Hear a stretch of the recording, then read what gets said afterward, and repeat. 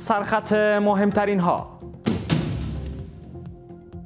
تصویب بودجه سال مالی 1401 بر اساس مصوبه شورای وزیران و تاییدی رهبر امارت اسلامی، بودجه امسال ترتیب و اعلام شد. مجموع بودجه ملی سال مالی 1401 بالغ بر 231.4 میلیارد افغانی پیش بینی گردیده است. نگرانی روسیه در مورد وضعیت کنونی در افغانستان.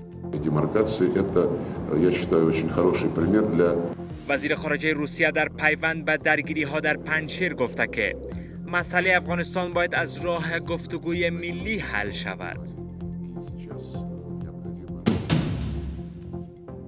ادعای یک خبرنگار بریتانیایی مبنی بر هشدار اخراج از افغانستان. ایزوبالیون گفته امارت اسلامی به او هشدار داده تا افغانستان را ترک کند. رسانه هایی که منافع ملی ما را، ارزش های اسلامی ما را و وحدت ملی ما را در نظر گرفته باشه، امارت اسلامی همکاری با آنها دارد. و آتش سوزی مرگبار در هند. در این آتش سوزی 27 تن جان باختند.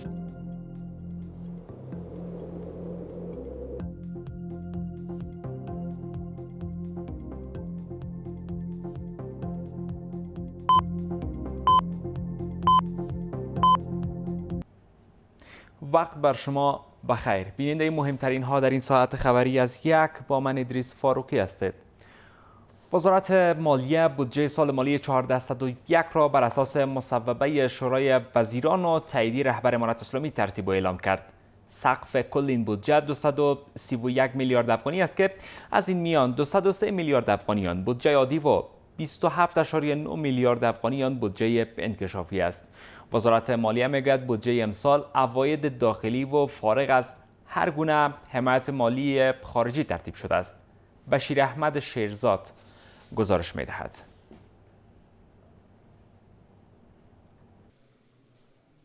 تصویب نخستین بودجه سال مالی بدون پشتیبانی خارجی. امارت اسلامی از تصویب بودجه سال 1401 توسط شورای وزیران و تاییدی آن از سوی رهبر امارت اسلامی خبر می‌دهد. مسئولان وزارت مالی امارت اسلامی می‌گویند مجموع بودجه سال جاری 231.4 میلیارد افغانی است که از این میان 203.4 میلیارد افغانی برای بودجه عادی و همچنان 27.9 میلیارد افغانی برای بودجه توسعه‌ای در نظر گرفته شده. در بودجه انکشافی صرف پروژه های در نظر گرفته شده که از لحاظ عواید نسبت به سایر پروژه ها مهم بوده و از بعد اقتصادی تأثیرات مستقیم را بالای سطح زندگی مردم دارا می باشد. به طور نمونه می توان از پروژه های پشتپه و خط آهن یادآوری نمود. مسئولان امارت اسلامی میگویند 186.7 میلیارد افغانی برای جمع‌آوری عواید داخلی سال جاری هدف تعیین کردند. آنان همچنان از کسر 44 میلیونی در بودجه امسال سخن میگویند، اما می‌افزایند توقع دارند این مبلغ را از افزایش عواید داخلی و فرضیه‌های دیگر تمویل کنند. با آن هم میگویند میتوانند با مبلغ تعیین شده به هدف‌هایشان دست یابند. هرچند مجموع بودجه حکومت پیشین در سالهای گذشته به 400 میلیارد افغانی میرسید. تشکیلات تمام ادارات را به منظور جلوگیری از تورم تشکیلاتی، تداخل وظیفوی، تشکیلات موازی و بیکاری مخفی مورد بازنگری قرار داده و همچنان کوشش به عمل آمد تا از بیکاری کتلوی نیز جلوگیری گردد. به گفته معاون رئیس وزیران، به منظور صرفه‌جویی و یکسانسازی در تنخواه و امتیازهای مقام‌های بلندرتبه حکومتی و کارکنان قراردادی و تنخواه‌های امتیازی پس از بازنگری کمیسیون تنظیم معاشات و تشکیلات کاهش چشمگیر به میان آمده و اما در تنخواه کارکنان پایان رتبه تغییر به میان نیامده است. روسیه بار دیگر از وضعیت کنونی در افغانستان به شدت ابراز نگرانی کرده است.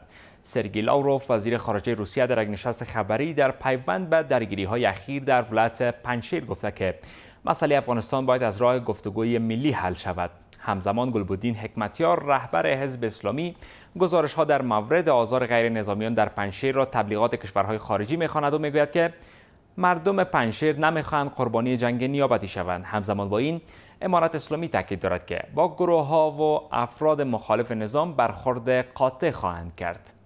اسدالله حکیمی گزارش می‌دهد. نگرانی روسیه از وضعیت کنونی در افغانستان. سرگئی لاوروف وزیر خارجه روسیه اینجا در یک نشست خبری در تاجیکستان از وضعیت کنونی در افغانستان به شدت ابراز نگرانی می‌کند. بر بنیاد گزارش خبرگزاری تاس، آقای لاوروف با اشاره به درگیری‌ها در پنجشیر گفته که نباید اجازه داده شود تا وضعیت در این کشور بدتر شود. او همچنان خواهان حل مسئله افغانستان از راه گفتگوی ملی شده است. نباید اجازه داده شود که وضعیت در افغانستان دوباره خراب شود. این برای مردم افغانستان که 20 سال از حضور ناتو رنج بردند بسیار سخت خواهد بود. بنابراین وضعیت افغانستان باید از راه گفتگوی ملی حل شود. پیش از این گزارش‌های در مورد آزار و اذیت غیر نظامیان در پنجشیر به نشر رسیده بود. امارت اسلامی اما گزارش‌ها در مورد آزار غیر نظامیان در پنجشیر را رد می‌کند، اما می‌گوید با گروه‌ها و افراد مخالف نظام برخورد قاطع خواهد شد.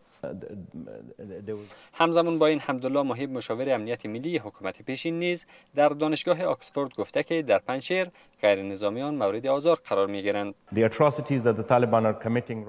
خشونت‌هایی که طالبان در حال حاضر در افغانستان مرتکب می‌شوند، ویدیوهایی از خشونت از پنجشیر و اندراب موجود است.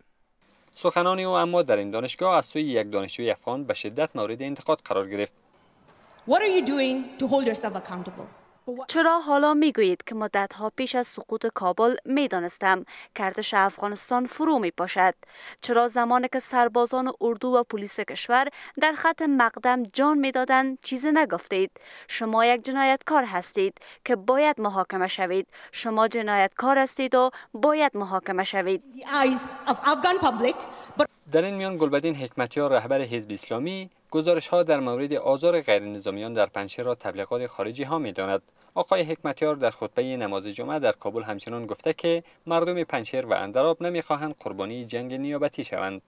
همداراز ګورو چې د اشغالګرانو په خدمت کې ناافغان سیاسي څیرې او بدنامې ډلې یو ځل بیا فعال شوي او امریکا ته لاس پسې نه ږدي، سینه ډبوي، خدمت ته چمتو وي. همدغسې 20 کاله د اشغال په دوران کې ستاسو خدمت کې وو او ستاسو تر قماندې لاندې جنګېدلي، نن یو ځل بیا جنګېدو ته چمتو وي. بر بنیاد گزارش‌ها در چند روز پسین درگیری‌ها میان نیروهای امارت اسلامی و نیروهای جبهه موسوم به مقاومت در ولایت‌های پنجشیر، بغلان و تخار صورت گرفته است. هرچند امارت اسلامی درگیری‌ها در پنجشیر را رد نمی‌کند، اما می‌گوید در حال حاضر وضعیت در پنجشیر به حالت عادی برگشته است. یک خبرنگار بریتانیایی در کابل ادعا کرده که امارت اسلامی برایش هشدار داده تا به گونه فوری افغانستان را ترک کند. ایزابل یونگ خبرنگار بریتانیایی در توییت نگاشته که او و تیمش برای تهیه گزارش مستند به افغانستان آمدند، اما تاکید دارد که امارت اسلامی این رسانه غربی را به نشر گزارش‌های نادرست در مورد حقوق زنان متهم کرده. امارت اسلامی اما در این مورد اظهار بیخبری کرده و اما میگوید که آنان متحد بر رعایت آزادی بیان در چارچوب شریعت اسلامی هستند. گزارش از سهیلا یوسفی. ادعای یک خبرنگار بریتانیایی مبنی بر هشدار اخراج از افغانستان.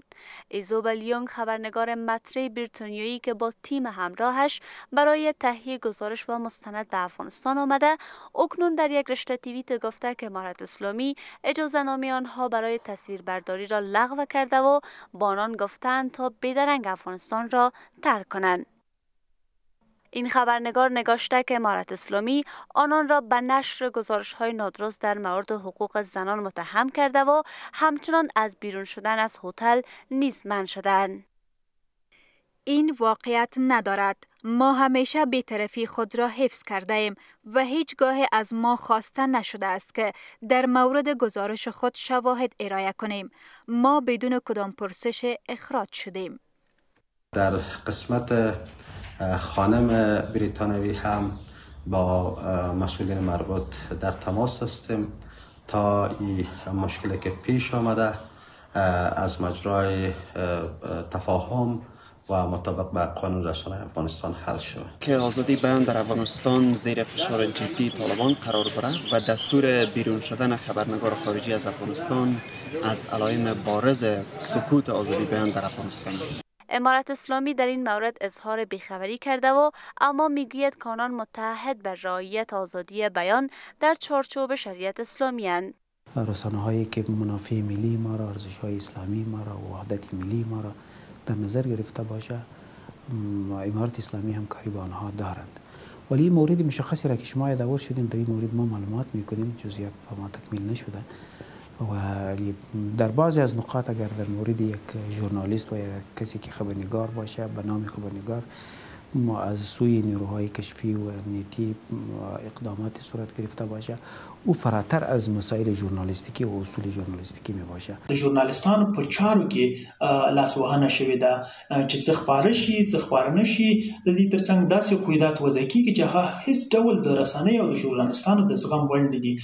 این در حال است که اخراج خبرنگار رسانه‌ای غربی یک روز پس از آن صورت گرفت که فدراسیون بین المللی خبرنگاران گفته که یک محکمه نظامی امارت اسلامی در ولایت هرات خالد قادری خبرنگار رادیو نوروز را به اتهام جاسوسی به رسانه‌های خارجی و انتقاد از حکومت امارت اسلامی در شبکه‌های اجتماعی بازداشت و به 1 سال زندان محکوم کرده است.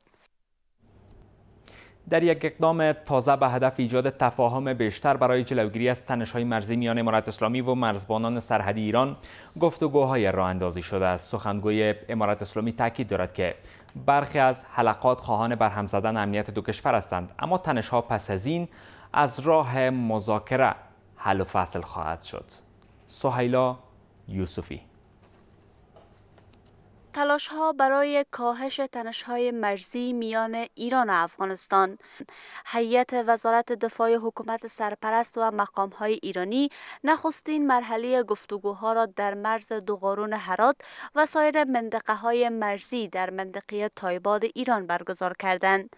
در این نشست در مورد معرفی افراد مشخص در کندک‌های مرزی دو طرف، ارتباط و هماهنگی میان دو کشور، جلوگیری از تنش و حل چالش‌ها از راه گفتگوها در آینده و همچنان برگزاری 3 نشست دیگر توافق شده است. این بسیار مهم است که با حلقات فرصت طلب و کسایی که می‌خواهند روابط دو کشور را صدمه بزنند، مسئولین هر دو طرف وارد گفتگو و تفاهم میشوند و در این مورد موارد و نقاط را مشخص می‌سازند که باعث تنش و یا هم برخورد میشه که باز در امتداد مرز با هم کدام چالش و نگرانی نداشته باشیم. چرا که جهان در پی امی است که افغانستان در درگیری با ایران و پاکستان و تاجیکستان باشه تا تشنجات منطقوی باعث کامیابی پلانهای جهان غرب در افغانستان میشه. دیگه از این خاطر اونایی کوشش دارن و کوشش میکنن و در این حال بعضی پالیسی های دولت اسلامی ایران هم شده میتونه که تشنج به صورت واقعی اوج بگیرن. آگاهان بان که این گام امارت اسلامی را می‌ستایند، اما دلیل مهم تنش‌های مرزی را مسئله تجارت در مرز اسلام قلعه، موضوع مهاجران و قاچاق مواد مخدر عنوان می‌کنند. ما امیدوار هستیم که دیدوادیدهای هیئت‌ها نتیجه مثبت در پی داشته باشه و تنش‌هایی که در چند شبانه روز از طرف مرزبانان ایرانی بالای خاک مردم ما و کشور ما صورت گرفته بود کاهش پیدا بکنه و دیدار هیئت‌ها سبب شود که دیگه ما شاهد هیچ تنشی میان دو کشور همسایه، همزبان و همفرهنگ نباشیم. از زرنج روز 3,000 نفر به طرف ایران. حل از این موضوع آسان نیست. مربوط میشه به وضعیت داخلی افغانستان. سوم، موضوع قاچاق مواد مخدر که از چند دهه به این سو ادامه داره و این هم مهارش آسان نیست. فاکتورهای مختلف داره. اما به هر صورت دیدار دو طرف بسیار خوب است، اما همه موضوعات حل نمیشه. تنش‌ها میان حکومت سرپرست و ایران پس از آن افزایش یافت که درگیری در 4 ثور امسال میان نیروهای دو طرف در مرز اسلام قلعه ولایت هرات رخ داد. پس از آن ایران شمار نیروهایش را در منطقه‌های مرزی با افغانستان افزایش داد. اکنون مقام‌های امارت اسلامی و ایران ظاهراً اطمینان دادند که تنش‌ها پس از این از راه مذاکره حل و فصل خواهد شد. در ادامه واکنش‌ها به فرمان حجاب اجباری در افغانستان، معاون بخش زنان سازمان دیدبان حقوق بشر گفته وضعیت بانوان افغانستان جدی‌ترین بحران حقوق بانوان در جهان امروز است. حیدربار در مقاله‌ای که بر روزنامه دیپلمات نوشته همچنان از نبود بانوان در ساختار کابینه و حذف وزارت زنان نیز نگرانی کرده.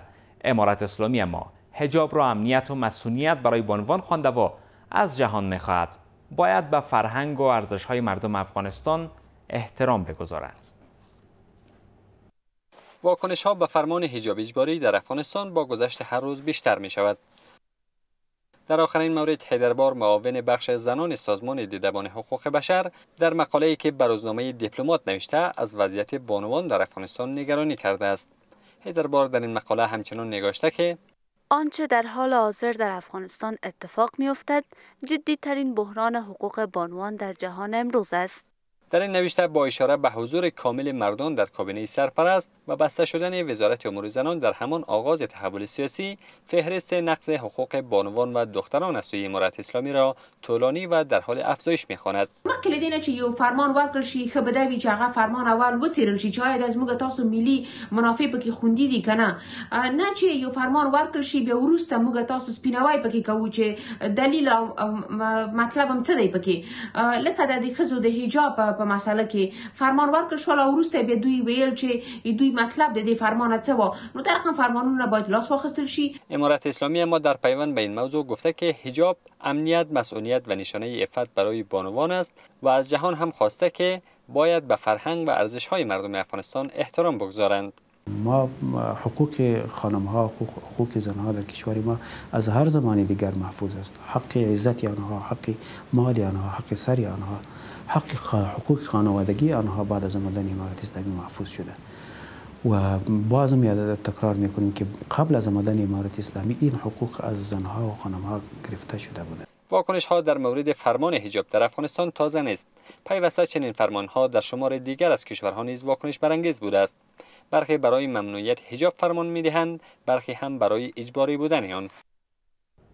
توماس نیکلسون، نماینده ویژه اتحادیه اروپا برای افغانستان، پس از سفرش به اسلام آباد با وزیر خارجه پاکستان دیدار کرده و در رابطه به وضعیت افغانستان گفتگو کرده است. در این دیدار دو طرف دیدگاه‌ها و نگرانی‌های خود را در مورد آخرین وضعیت در افغانستان با هم در میان گذاشتند.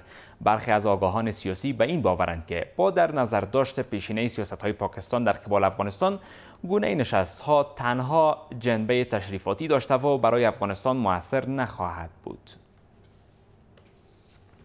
ادامه سفرهای نماینده ویژه اتحادیه اروپا برای افغانستان.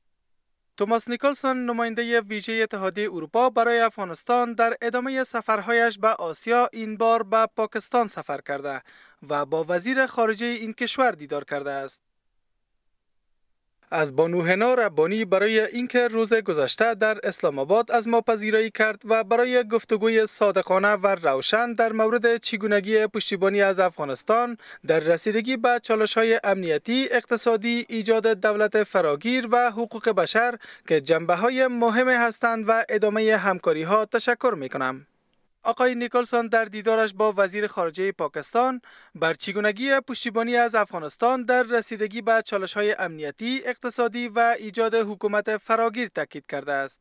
دغه پالیسی کې مرسته افغانستان سره نشته، پاکستان همیشه د افغانستان بې ثباتي غواړي، بې ثباتي کې ګټه ده. په دې منظور باندې په 1940 کال کې جوړ شوی ده، هغه چې د خاص موخه لپاره نو بنا هغوی رسوله ده او دا شپږ بیا کال هم خود سره ده چې خبر باندې کې ګوري نو بنا دا واسه تشریفاتی سفری د نکسن ساتله ده. در این نشست دو طرف بر اهمیت هماهنگی جهانی برای تقویت ثبات در افغانستان تاکید کردند. مورد روابط کابل اسلام آباد دیدگاه‌های متفاوت دارند. برخی این گونه نشست‌ها را مؤثر می‌داند و برخی دیگر هم آن را تشریفاتی می‌خوانند. ادامه مهمترین ها و آل هم در مهمترین های از جهان، از آتش سوزی مرگبار در دهلی هند و همچنان چند خبر کوتاه دیگر از جهان در این بسته.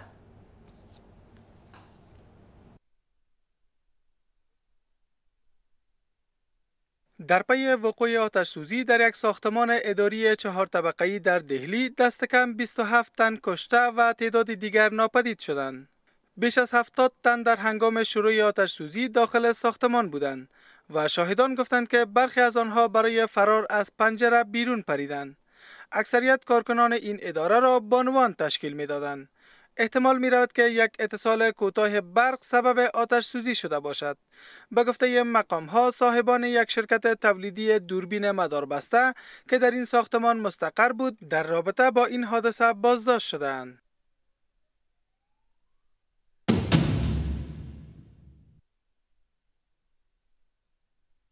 شورای امنیت سازمان ملل متحد کشته شدن شیرین ابو عاقله خبرنگار کهنکار الجزیره را محکوم کرد و خواستار تحقیقات فوری در مورد قتل او شد. این اقدام روز جمعه پس از حمله پلیس اسرائیل به عزاداران در مراسم تشییع جنازه ابو عاقله انجام شد. در بیانیه‌ای که روز جمعه منتشر شد، شورای امنیت اعلام کرد که اعضای آن خواستار تحقیقات فوری، کامل، شفاف، منصفانه و بی‌طرفانه درباره قتل شدند و بر لزوم اطمینان از پاسخگویی تاکید کردند. اگرچه این بیانیه یک مورد نادر از اتحاد شورای امنیت در مورد موضوع مربوط به اسرائیل را نشان می‌دهد. گزارش هایی که به نقل از منابع دیپلماتیک منتشر می‌کنند حاکی از آن است که مذاکرات دشواری بر سر محتوای متن صورت گرفته است.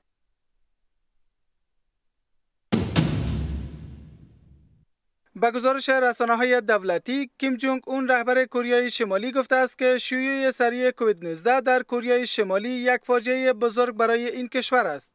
آقای کیم در جلسه اضطراری روز شنبه خواستار یک نبرد همه‌جانبه برای مقابله با شیوع این ویروس شد. این پس از آن صورت می‌گیرد که مقام‌ها روز پنجشنبه اولین موردهای تایید شده را اعلام کردند. اگرچه کارشناسان معتقدند که ویروس احتمالاً مدتی است که در گردش بوده است. جمعیت 25 میلیونی این کشور به دلیل نبود برنامه واکسیناسیون و سیستم بهداشتی ضعیف آسیب پذیر است. روز شنبه رسانه‌های دولتی گزارش دادند که در هفته‌های اخیر نیم میلیون مورد تب غیر قابل توزیع وجود داشته است. این کشور قابلیت‌های آزمایش محدود دارند. بنابراین اکثر موارد کووید تایید نمی‌شوند. این رقم در مقایسه با اعدادی که در روز جمعه و پنجشنبه ارائه شد، افزایش قابل توجهی را نشان می‌دهد و به طور بالقوه نشانه‌های از مقیاس شیوع این ویروس در کره شمالی است. حالا همچنان خبر کوتاه ورزشی. تیم ملی فوتبال 16 سال کشور در نخستین دیدار از رقابت‌های مرکز آسیا در برابر تیم 16 سالان قرقیزستان پا به میدان گذاشت که در نهایت دو تیم با نتیجه 1-1 و تقسیم امتیاز رضایت دادند. این رقابت‌ها با حضور کشورهای افغانستان، ایران، قرقیزستان، ازبکستان و تاجیکستان در شهر دوشنبه تاجیکستان برگزار می‌شود. شاه محمد نورزی ریکارد تازه برای اتلتیک افغانستان به ثبت رساند. سریعترین مرد افغانستان در دیدار نهایی رقابت‌های قهرمانی ایران فاصله 100 متر را با ثبت زمان 10 ثانیه و 85 صدم ثانیه پیمود و در میان 12 فاینالیست و مجموعاً 28 شرکت کننده جایگاه هفتم را به دست آورد. ریکارد قبلی افغانستان در مسابقات 2020 توکیو ژاپن 11 ثانیه و 4 صدم ثانیه به ثبت رسیده بود. وی همچنان در فاصله 200 متر نیز شانس خودش را آزمود و موفق شد که این فاصله را با ثبت زمان 21 ثانیه و 76 صدم ثانیه طی کند.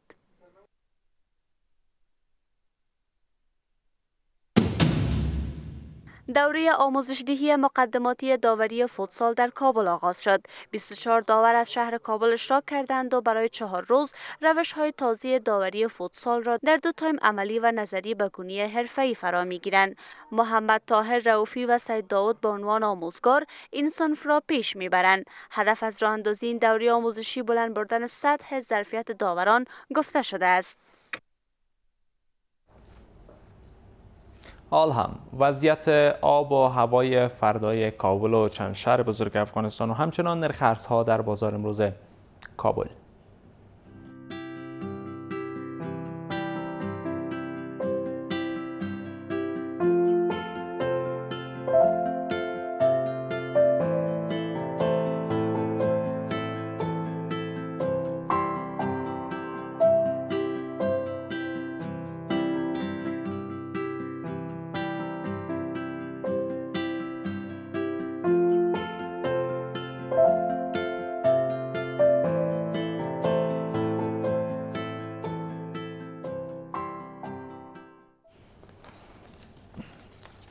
ممنون که تا حالا بیننده مهمترین ها در این ساعت خبری از یک بودید. بقیه وقت بر شما خوش. خدا نگهدار.